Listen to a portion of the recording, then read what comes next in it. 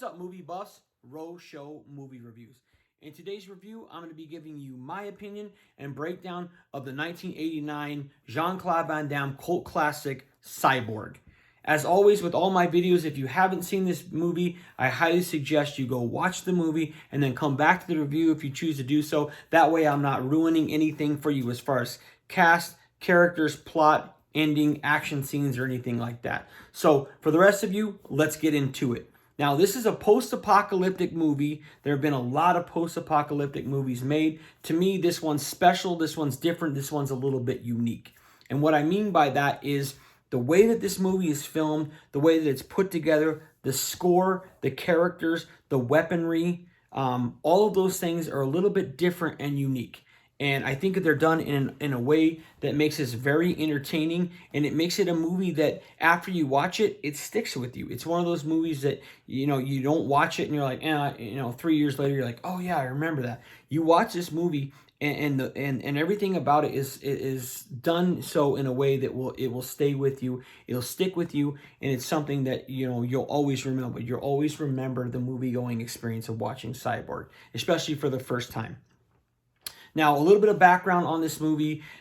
This movie it was done so because Masters of the Universe 2 and The Amazing Spider-Man canon lost their rights to those movies because the checks bounced to Mattel and Marvel or didn't show up. And so they needed a way to kind of come up with a movie that they could make cheaply and have a high return on. And so Albert Pyun, who was in charge of doing those two movies, was on a flight back from getting that news, and in his mind he was like, you know what, I'm going to create a post-apocalyptic movie, something I've always wanted to do. And he pitched the idea to Canon. They agreed to let him do it, so he used a lot of the costumes, the sets, the filming locations he was going to use for those two movies and put together Cyborg very quickly. A lot of the characters in the movie, the people who were in the movie, were allegedly supposed to be in either Spider-Man or Masters of the Universe, so they just kind of used all of that stuff and created Cyborg. Now, this movie was originally supposed to be called Aftershock or Slinger. They had, you know, Chuck Norris in mind for the lead, and he was supposed to be some, you know, kind of National Guard vet that, you know, tried to make his way back home during the post-apocalyptic kind of era and see if his family was okay. The heads of Canon at the time said, you know, we have this guy we think is an up-and-comer who's going to be a star. His name's Jean-Claude Van Damme. We'd like him to do it. Albert Pyun wasn't so sure because, you know, he's like, isn't he French? And how am I going to, you know, make the audience believe that this guy is in New York and that he's an American? And, you know, he knew that he had the fighting abilities and the skills, you know, to put that all on camera. It was just how were they going to deal with that part of it? So they decided to cut out a lot of it, of his dialogue throughout the movie. It was originally filmed in black and white with a more heavy metal type, you know, score to it. They put it together. They showed it to a test screening. It went terribly. I guess 1 out of 100 people that was there said they liked the movie.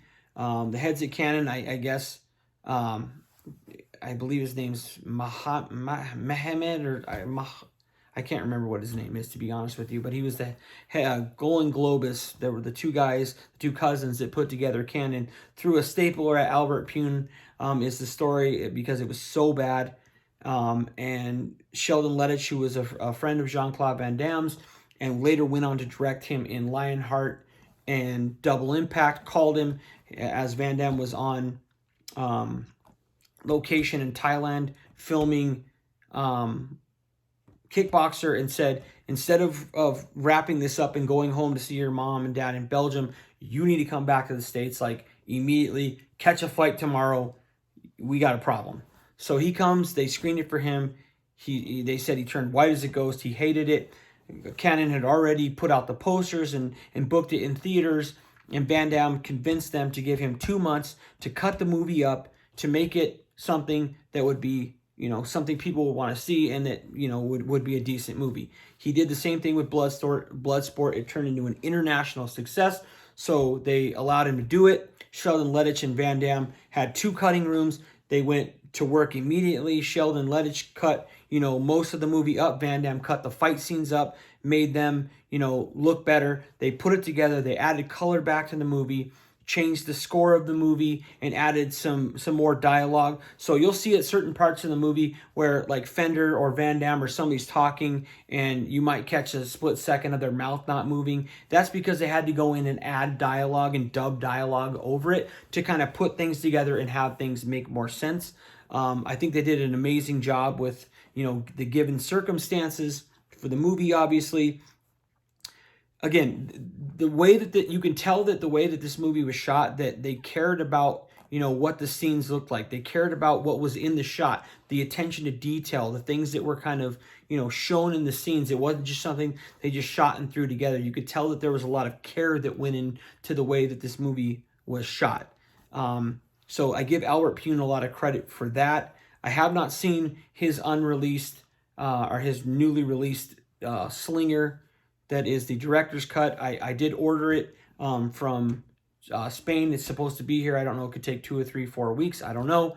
But allegedly, that movie is Van Damme's movie with added pieces of Albert Pyun's movie. So it'll be like the regular movie that you've seen. The theatrical version will be there. It'll be in Blu-ray quality or, high def. And then it'll go to like VHS quality of Albert Pyun's scenes, just kind of added in, sprinkled in, and then obviously with his original score. Now, most of the people I've seen or heard say that they like the theatrical version better. I obviously can't tell you that at this time, but I wanted to order it. I wanted to watch it because I wanted to see what the original vision for the movie was.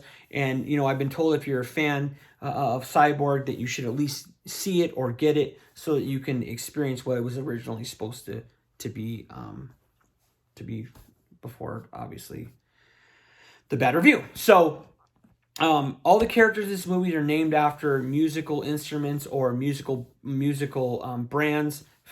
Gibson Rickenbacker is Van Damme's character. Fender Tremolo is the main antagonist, the villain. Pearl Prophet is the cyborg.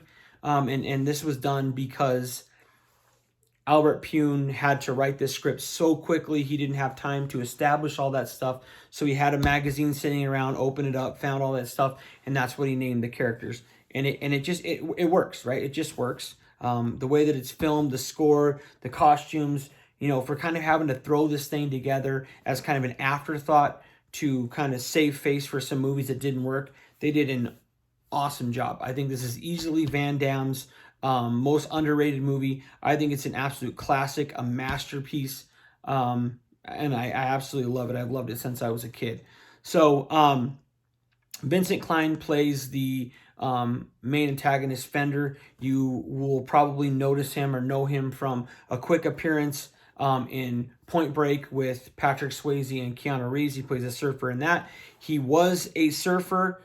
He came to the audition with one of his buddies who was originally cast to take over the He-Man role for Dolph Lundgren. The director saw Vincent Klein, thought he had a unique look to him. He had the size, the stature, and thought that he could really be an antagonist, somebody that people would believe on screen that could be an equal to Van Damme. Now, he got in tremendous shape for this. They added dreadlocks to him to make him have a scarier, more pirate look.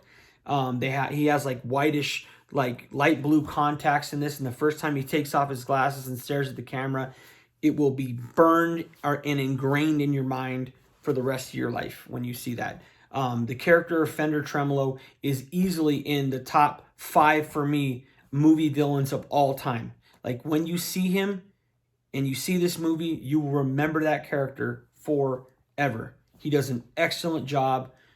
He said that, everybody else on set was kissing Van Damme's ass, and his job was to intimidate him, so he really liked to fuck with Van Damme, and that, he just tried to give him as much shit as possible. And, he's very believable as this character. This guy coming basically from nowhere, being a surfer and being on screen with one of the greatest action stars of all time. He definitely holds his own. He's very believable as the character. He's very believable as this badass, unstoppable character on screen. So he does a tremendous job. The fight scenes are absolutely awesome in this, as always. Van Damme is a master at putting together fight choreography, and not only fight choreography, but things that are easy to watch and easy to understand on screen, right?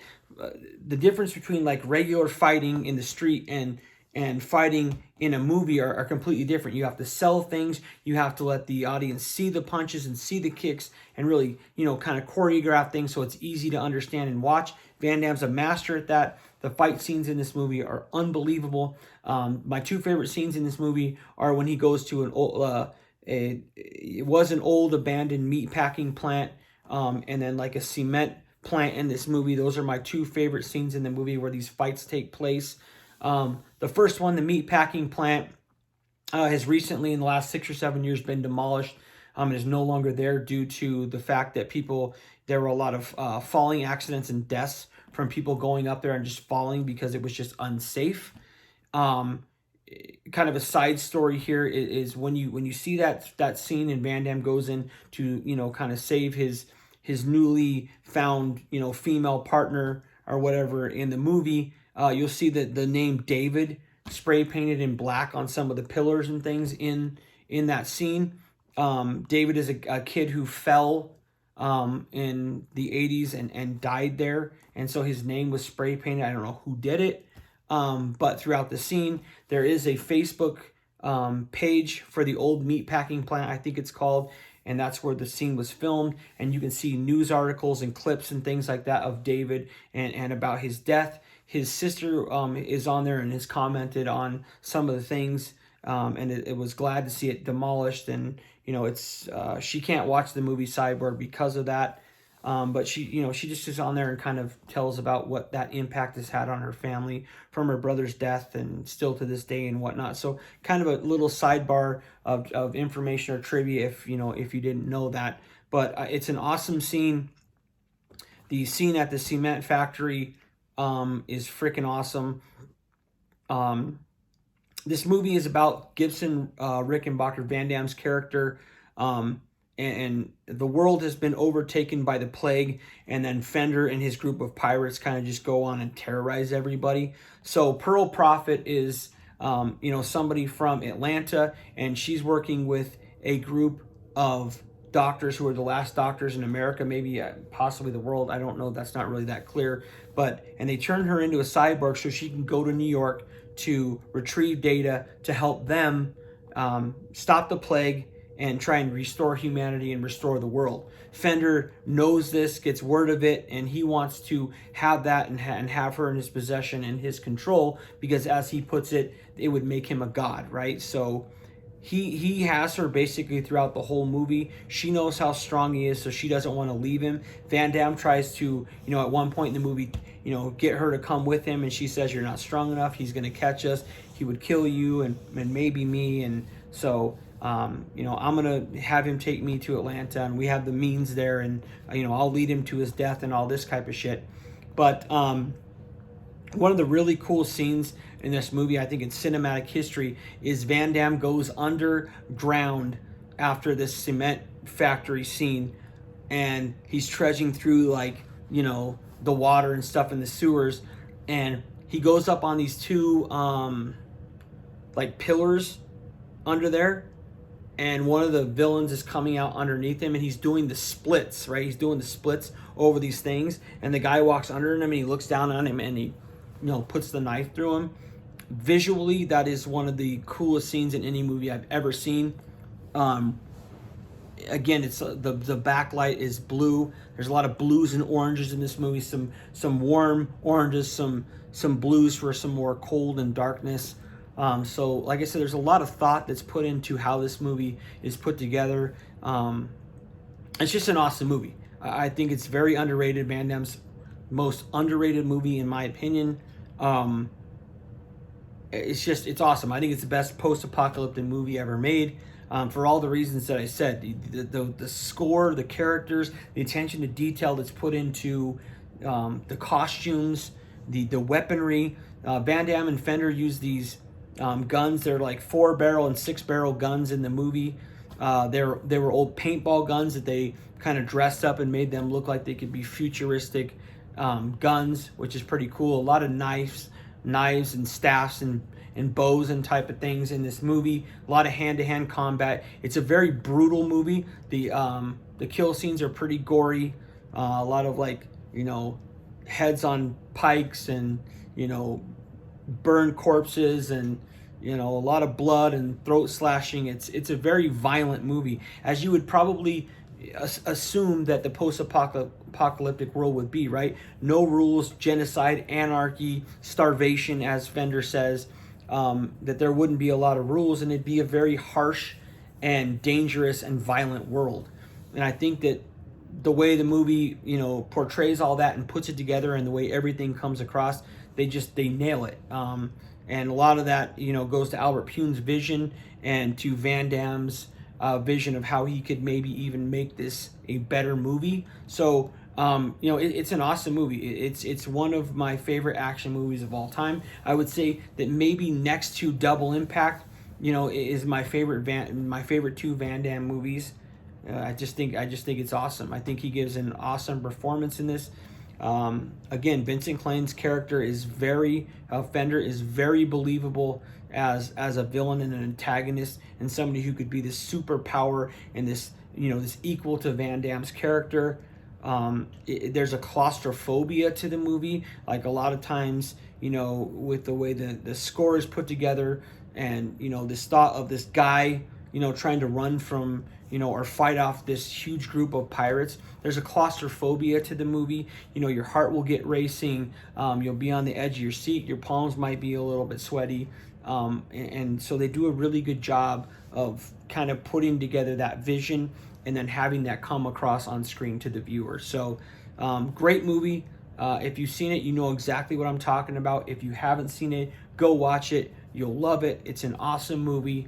And, you know, it's one of those movies for me that just is always in my mind, and one that I'll never, you know, not think about, or that I'll ever forget, or that, you know, is one of those movies that I will continue to watch and, you know, learn from, and try and catch different things in the movie as I watch it. I did order, as I said, the Blu-ray version Slinger from Spain. I hope to get that here soon. As soon as I do, I'm going to watch it, and then I'll do a follow-up video as to what I think about the theatrical version versus Albert Pyun's director's cut. You know, compare them, how they're, you know, similar, how they're different, which one I think is better, and then I'll put that out there, obviously, for the viewers. So I hope you enjoyed this video. Give it a thumbs up if you did. Give it a thumbs down if you didn't. Subscribe to the channel. Leave a comment in the section below if you like this movie or you don't. Tell me, you know, what you like about it, what you don't like about it, what maybe you think I missed, or if there's some information that you know that I didn't put out in the video. I'm always interested in extra information. If you've seen Slinger, the director's cut, what you thought about it. And then until next time, I'm out of here.